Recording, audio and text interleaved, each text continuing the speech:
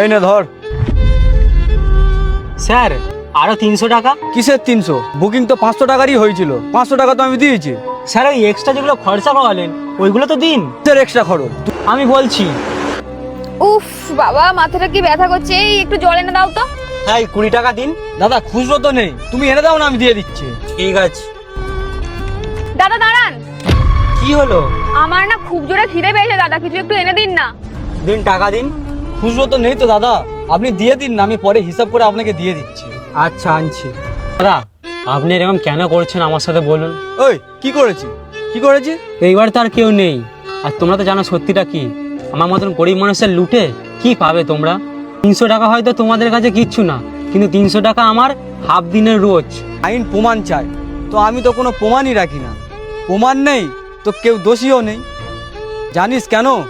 আইন প্রমাণ চাই, তো আমি তো কোনো প্রমাণই রাখি না। প্রমাণ নেই তো কেউ দোষীও নেই। প্রমাণের জন্য এইটুকু যথেষ্ট তো? দাদা এই নিন 300, এই নিন, ধরুন ধরুন। সোজা আঙুলে ঘি না বার হলে আঙুলটা একটু ব্যাগাতেই হয়।